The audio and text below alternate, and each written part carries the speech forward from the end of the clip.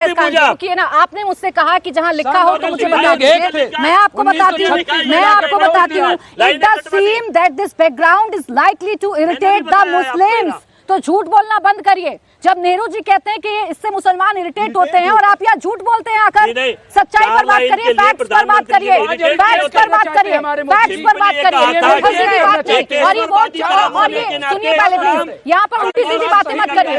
आइए मुमताज जी। नहीं, मैं कह रहा हूँ चलिए, नेहरू जी ने ये बात कही तो आज की सरकार क्या इरिटेट कर रही है? ना मैं सनातन का पाठ पढ़ा रही हूँ, मैं वंदे मातरम की बात कर रही हूँ। ये है कांग्रेस का असली चेहरा। आप रुकिए प्लीज अजय, बोलें। देखिए, नहीं, मैं ये कह रहा हूँ प्राची जी, पहली बात तो ये कि ये गीत कोई गीता का हिस्सा तो है नहीं, ये वेद और पुराण का हिस्सा तो है नहीं, मानते हैं ना, ये रामायण का हिस्सा तो है नहीं ना। नहीं है ना। संविधान में बदलाव होता है कि नहीं होता है? बिल्कुल। संविधान कभी कोई चीज ऐड कर दी जाती, कोई चीज हटा दी जाती है। तो अगर इसमें भी कोई चीज हटाई गई ऐसी कि 25-30 करोड़ या मुस्लिम को इससे कुछ चीजें इसमें ऐसी हैं जो एतराज वाली हैं या नहीं है, मैं वही तो कह रही हूँ, ये आपका नैरेटिव है। तो इसमें गलत क्या था? आज क्या सरकार चाहती है कि ठेस पहुंचाओ उसको? तो फिर का प्रश्न हुआ, फिर का प्रश्न हुआ। अरे प्लीज रुक जाइए। बिल्कुल ठेस नहीं पहुंची। मैं कह तो रहा हूँ, पर शक कर दिया। मुमताज जी पहले मेरा सवाल सुनिए। काला धन लाने के लिए आंदोलन चलाओ, वंदे मातरम कहूंगा। मुमताज जी मेरे सवाल सुन लीजिए। वंदे मातरम कहने पर आप मेरे दो पैनलिस्ट के ईमान को तय कर सकते हैं। अब कुछ नाम मैं आपके सामने लेती हूँ, उनका ईमान आप तय कर पाएंगे या नहीं बताना। रहीमतुल्लाह, सुनिए प्लीज। रहीमतुल्लाह एम सयानी, अबुल कलाम आजाद, मोहम्मद अली, जफर अली, रफी अहमद किदवई, ये वो तमाम नाम हैं जो वंदे मातरम को गाते रहे, जिन्होंने वंदे मातरम का सम्मान किया। अब बताइए इनका ईमान तय कर पाएंगे क्या? मुमताज आलम रिजवी जी, पिछले 45 मिनट से खड़े हमने कोई तौहीन की? मुझे बताइए, मैं मुमताज आलम रिजवी को बड़ा मुसलमान मानूं या मैं अबुल कलाम आजाद को असल मुसलमान मानूं? बोलिए। महंगाई के खिलाफ आंदोलन चलो। सुनिए, इधर उधर की बात मत करिए।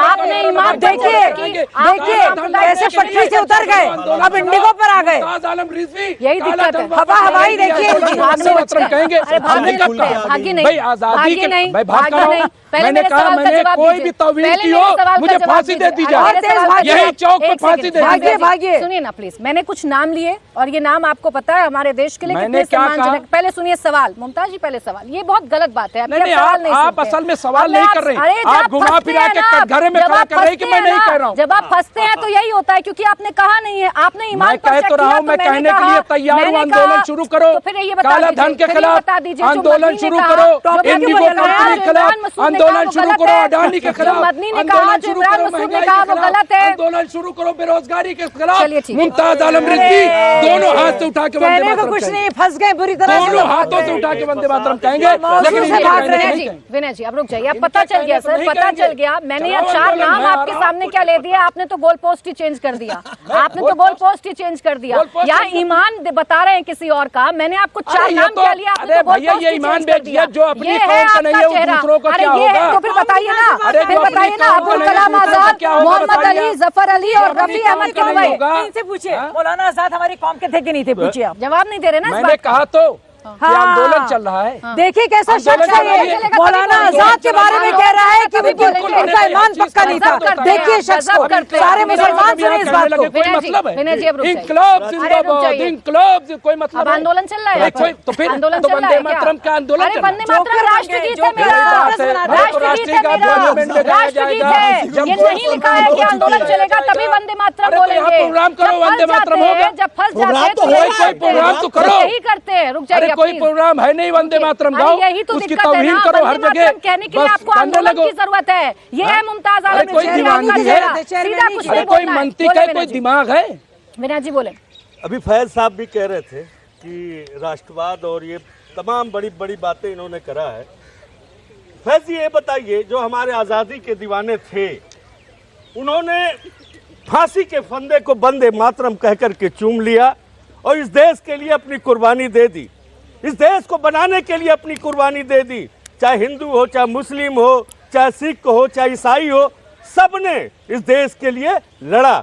आज जब गिरिराज सिंह जैसे लोग टिप्पणियां करते हैं अल्पसंख्यक के प्रति, तो क्या लगता है कि आपको उस राष्ट्रवाद को जो फांसी के फंदे को चूम करके अपने देश के लिए उन्होंने अपनी जान को गंवा दिया। क्या लगता है कि आप उस राष्ट्रवाद के सपने को देख रहे हैं? अभी हमारी भारतीय जनता पार्टी की प्रवक्ता कह रही थी कि वंदे मातरम कह करके आसिम मुनीर के तरफ जो है चलिए हम लड़ने को तैयार है। बिल्कुल तैयार है, लेकिन डर कब लगता है? सुन लीजिए, डर कब लगता है कि प्रधानमंत्री जी चुपके से बिरयानी कहीं खा के न चले आए। कहीं जब हमारी लड़ाई क्या शानदार बात कह दी भाई, मजा आ गया। वाह भाई वाह, पर हमें पीछे नहीं आना पड़े। वंदे मातरम, वंदे मातरम गा करके हमारे देश को आजाद करा। किसी को वंदे मातरम से कोई वो नहीं है, कोई भी कुछ भी कहता हो, लेकिन वंदे मातरम में वो शक्ति है, वो जुनून है। जब हम अपने देश के प्रति, आप जब राष्ट्र हित की बात कर रहे हैं, आप जब राष्ट्रभक्ति की बात कर रहे हैं, आप जब राष्ट्रवादी होने की बात कर रहे हैं और आप आईना दिखा रहे हैं शाज़िया आलमी जी को और फैज़ खान जी को, क्या ये आईना अपनी पार्टी के उन नेताओं को दिखाएंगे विनय जी जो वंदे मातरम की मुखालफत करते हैं? मैं नाम ले देती हूँ एसटी हसन साहब, और मैं आपके इंडिया अलायंस के सांसद इमरान मसूद का बिल्कुल बिल्कुल मैं बताता हूँ। हाँ। आपने देखा अभी हमारे राष्ट्रीय अध्यक्ष जी ने भी बोला है, हमारी पार्टी का लाइन क्या है? अगर वो राष्ट्रीय अध्यक्ष जी ने साफ कर दिया है, बताइए ना। हाँ। ये वंदे मातरम, हाँ। वंदे मातरम हमारे अंदर वो जुनून है। हाँ। जब देश का नाम लेते हैं, हम देश की बात करते हैं, तो हमारे अंदर वो जज्बा जागृत होता है। क्या राष्ट्रवादी नहीं है? बिल्कुल, भारतीय जनता पार्टी राष्ट्रवादी नहीं है। मैं नहीं मानता। साहब जो देश को तोड़ता हो, देश की संस्थाओं को बेचता हो, जो राष्ट्रवादी होने का दलितों में भेद पैदा करता है, वो राष्ट्रवादी नहीं हो सकता। ना तो आपको एंकर की आवाज नहीं आती, आपको सवाल नहीं सुनाई पड़ते, लेकिन मैं पूरी कोशिश करूंगी आपको सवाल सुनाई पड़े। आपने कहा कि भाई ये लोग जो है ये राष्ट्रवादी नहीं है, ये देश के साथ खिलवाड़ कर रहे हैं। मैंने मान लिया आपकी बात, आप जितने सवाल पूछना चाहें इनसे पूछ लीजिएगा, बस एक सवाल का जवाब दे दीजिए। दूसरों को आईना दिखाना बड़ा आसान है, अपने अंदर जितने दाग हैं क्या उनको कभी साफ करने की कोशिश करेंगे?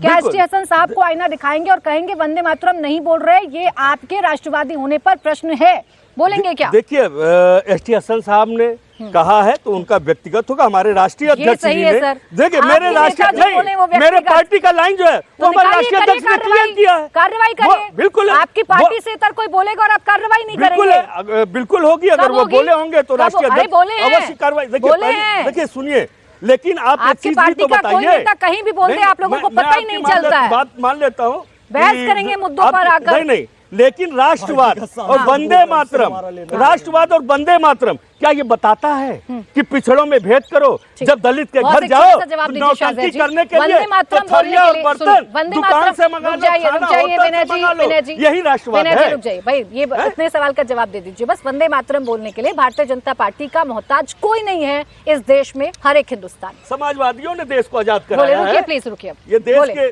शाज़िया जी। बिल्कुल आपने सही कहा, बिल्कुल मोहताज नहीं है। और पर लेकिन अगर 150वीं वर्षगांठ पर अगर उसका जिक्र हो रहा है, पार्लियामेंट भी उसका महिमा मंडन हो रहा है, उसकी गरिमा के बारे में बात हो रही है, उसका मकसद क्या है और आज हम उसको कैसे जी सकते हैं? सिर्फ सोचना और गाना और याद करना नहीं है, हम लोग कैसे जिएंगे वंदे मातरम को? अगर उसकी बात होगी तो बार बार हम कहेंगे पिछड़े और दलित के साथ आप खड़े हैं। चले ठीक है।